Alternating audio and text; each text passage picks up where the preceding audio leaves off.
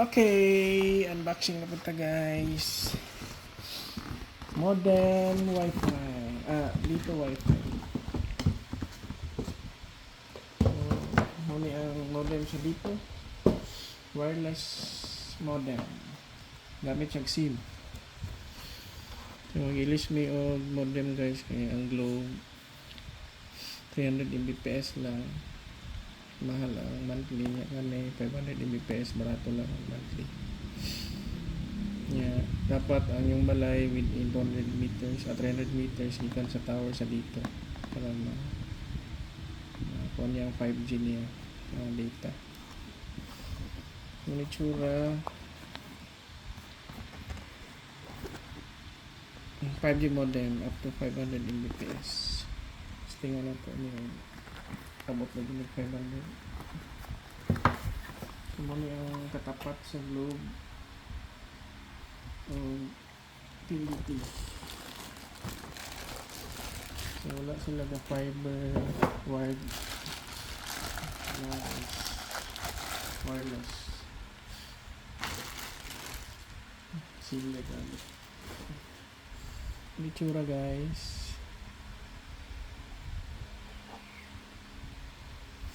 So plug and play na saksak ng diretso, automatic na. May configure na daan sa taga dito.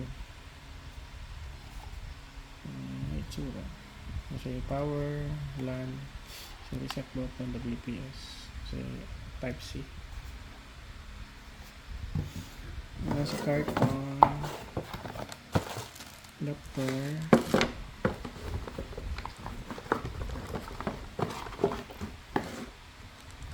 LAN cable.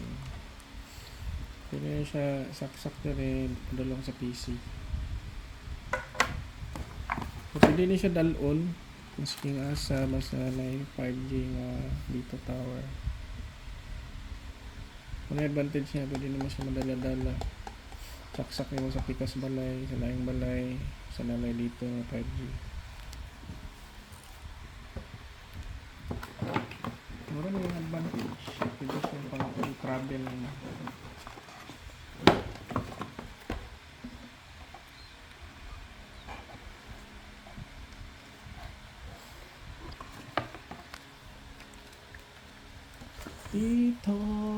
Dito sa puso pa.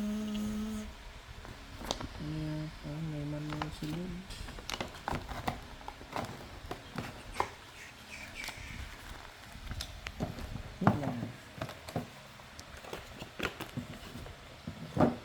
Dito lang na siya saksak. Play na lang siya. So, nasa SIM card sulod. Nasa number. So, intended lang yun siya para sa modem na SIM.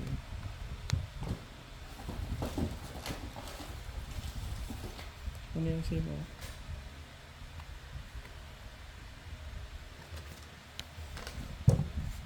Okay.